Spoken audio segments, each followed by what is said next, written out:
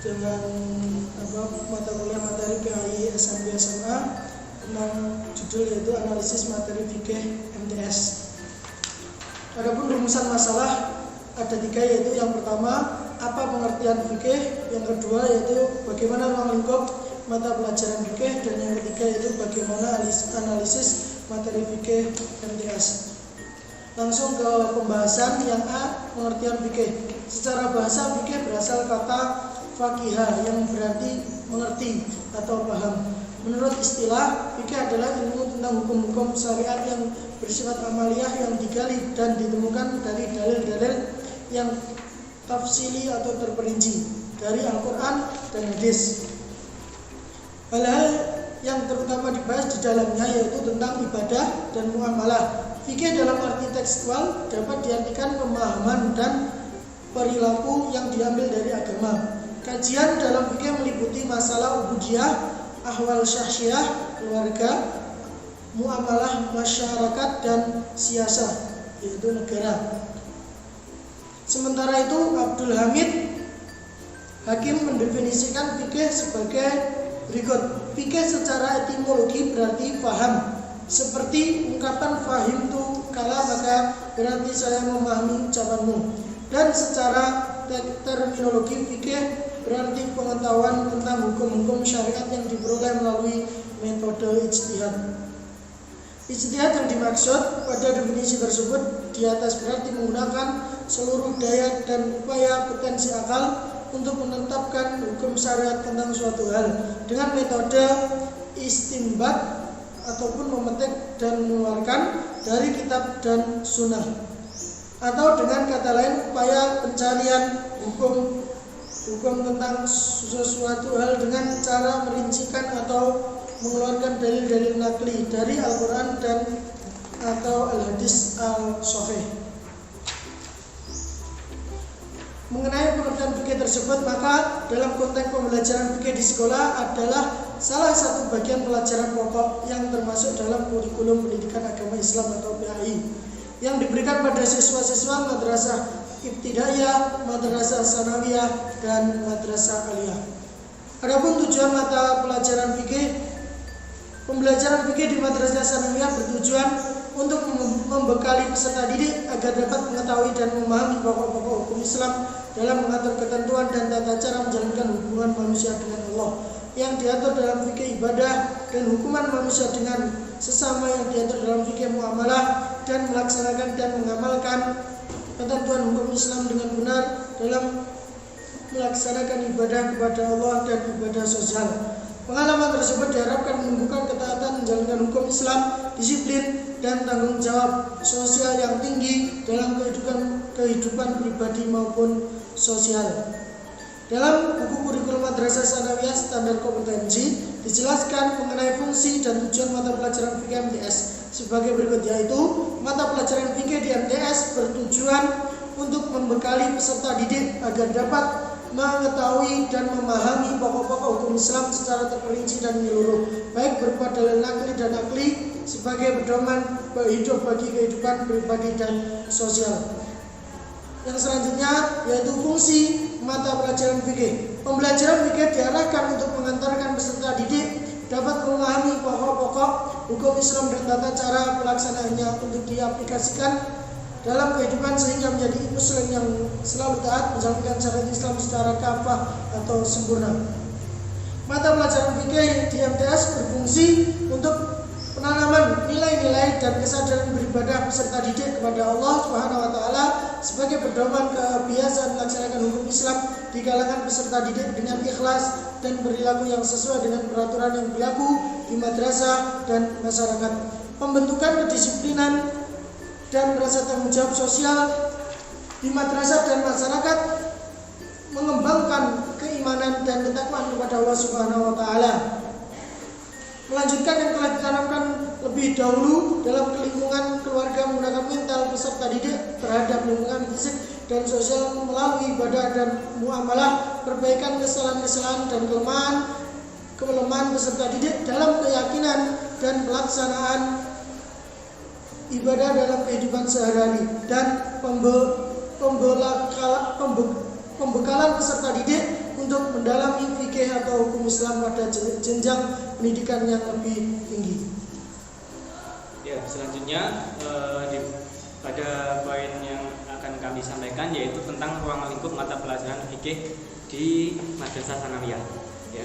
Untuk ruang lingkup di Madrasah Tsanawiyah untuk mata pelajaran fikih meliputi ketentuan pengaturan hukum Islam dalam menjaga keselarasan dan keseimbangan antara hubungan manusia dengan Allah Subhanahu wa taala dan hubungan manusia sesama manusia. Adapun ruang lingkup mata pelajaran fikih khususnya di Madrasah Tsanawiyah, yang pertama yaitu dari aspek fikih ibadah, ya, meliputi ketentuan tata cara toharoh, sholat fardu, sholat sunnah, dan sholat dalam keadaan darurat, sujud, azan, iqomah, berzikir dan berdoa setelah salat, puasa, zakat, haji, umroh, kurban dan akikah, makanan, perawatan jenazah dan ziarah kubur. Ya, untuk aspek fikih yang berkaitan dengan muamalah meliputi ketentuan hukum jual dan beli, qirot, riba, pinjam meminjam, utang piutang, gadai, qard serta upah. Nah, di sini pada tingkat MTS kurikulum fikih disusun secara sistematis membahas tentang toharoh, sujud sahwi dan azan. Lebih rinci lagi, di sini kami mengambil salah satu contoh yang dikaji dalam materi fikih kelas 7 semester 1 dan semester 2. Lanjut kepada poin kelas 7 semester 1. Di sini ada kompetensinya yang pertama yaitu melaksanakan ketentuan toharoh atau bersuci. Nah, kompetensi dasarnya atau kajiannya yaitu menjelaskan macam-macam hadis, tata cara taharohnya, menjelaskan hadas kecil dan hadas besar, serta mempraktikkan cara bersuci dari hadas dan najis. Selanjutnya, yang poin kedua, melaksanakan tata cara sholat fardu dan sujud sahwi. KI 1, KI 2-nya yaitu menjelaskan tata cara sholat 5 waktu, menghafal bacaan-bacaan dalam sholat 5 waktu, menjelaskan ketentuan waktu sholat 5 waktu, menjelaskan ketentuan sujud sahwi dan mempraktikkan sholat 5 waktu. Pada poin ketiga yaitu melaksanakan tata cara azan, iqomah dan sholat berjamaah. Nah, di sini KD-nya menjelaskan ketentuan azan dan iqomah, menjelaskan ketentuan sholat berjamaah, menjelaskan ketentuan makmum masbuk, menjelaskan ketentuan cara mengingatkan imam yang lupa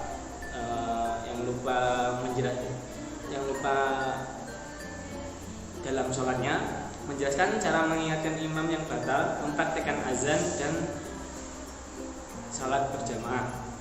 Di poin yang selanjutnya, yang keempat yaitu melaksanakan cara berzikir dan berdoa setelah sholat.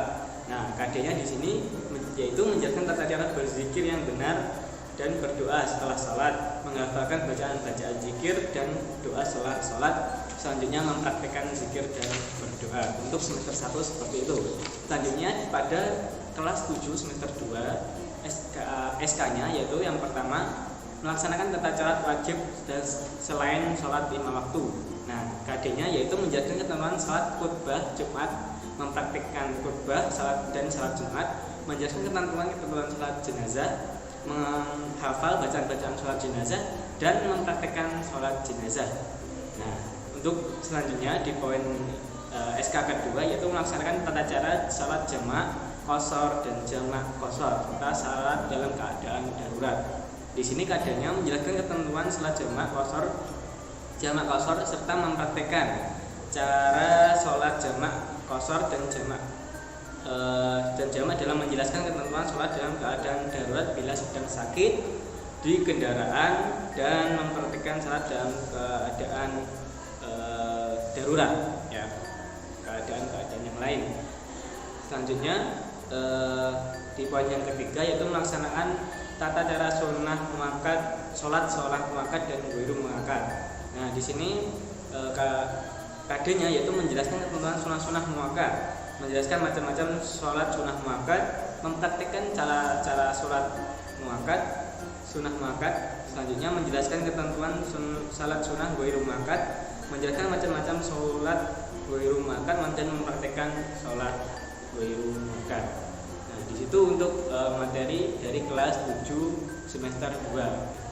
Oke, selanjutnya analisis materi fikih MTS. Fikih menekankan pada pemahaman yang benar mengenai ketentuan bukan hukum dalam Islam serta kemampuan cara melaksanakan ibadah dan muamalah yang benar dan baik dalam kehidupan sehari-hari. Mata pelajaran fikih merupakan bagian dari pelajaran agama di madrasah mempunyai ciri khas dibandingkan dengan pelajaran yang lainnya. Karena apa? Karena pada pelajaran tersebut memiliki tanggung jawab untuk dapat memotivasi dan kompensasi sebagai manusia yang mampu memahami, melaksanakan dan mengamalkan hukum Islam yang berkaitan dengan ibadah dan muamalah serta dapat mempraktikkan dalam kehidupan sehari-hari. Materi pelajaran fikih ada yang berupa fakta, konsep, prosedur, dan prinsip. Berikut karakteristik materi pelajaran, contoh, metode, dan model pembelajaran. Yang pertama yakni tentang masalah fakta. Materi berupa informasi tentang realitas, peristiwa, orang, tahun, tempat, jumlah, ukuran yang menekan pada ingatan atau hafalan, jenis air, jenis bersuci, benda-benda najis, dan yang lainnya. Contoh metode dan media pembelajarannya adalah membaca atau menghafal. Nah, selanjutnya konsep merupakan materi berupa pengertian, definisi yang membutuhkan tingkat komisi pemahaman, pengertian sholat, toharoh, dan yang lainnya. Contoh metode dan model pembelajarannya yakni berupa ceramah, tanya jawab, diskusi, dan resitasi atau tugas. Selanjutnya 3 prosedur. Prosedur materi berupa urutan melakukan mengerjakan atau membuat sesuatu yang membutuhkan kognisi, tingkat penerapan dan keterampilan serta kemahiran psikomotor, rukun salat dan wudu. Contoh metode dan media pembelajarannya adalah demonstrasi atau drill, praktek atau yang lainnya. Yang keempat, prinsip adalah materi berupa hubungan antar konsep yang menggabungkan sebab akibat, generalisasi hukum yang membutuhkan tingkat kognisi tinggi seperti analisa, sintesa, dan penilaian.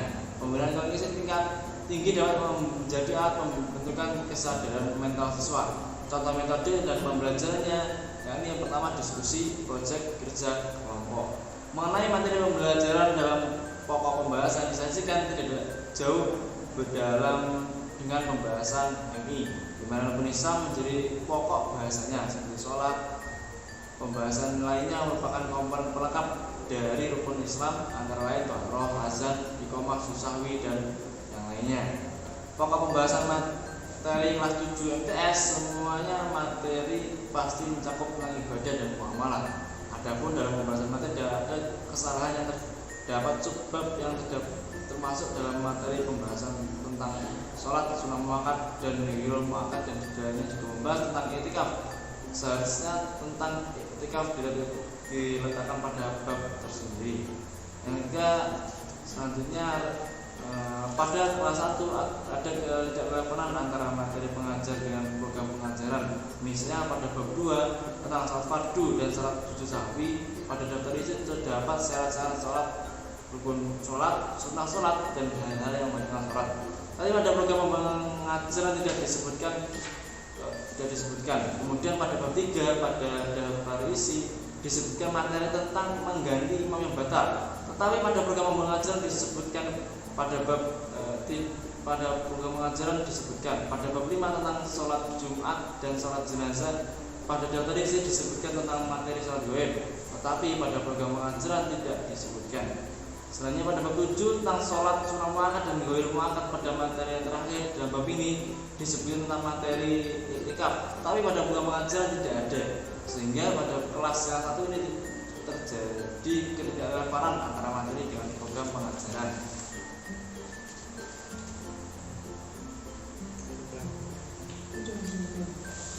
Kesimpulan, ini yang pertama, fikih adalah ilmu menjelaskan tentang hukum syariah yang berhubungan dengan segala tindak manusia, baik berupa ucapan ataupun perbuatan pembelajaran.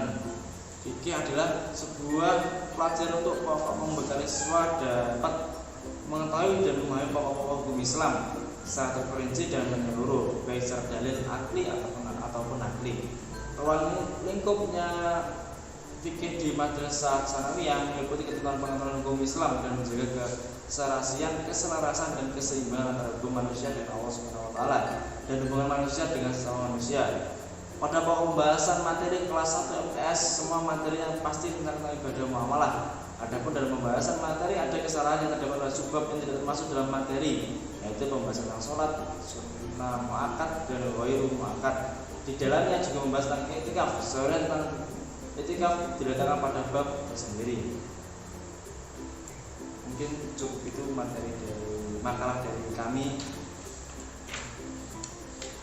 Ya, apabila terdapat sebuah kesalahan, kami mohon maaf yang sebesar-besarnya. Akhirul kalam, wassalamualaikum warahmatullahi wabarakatuh.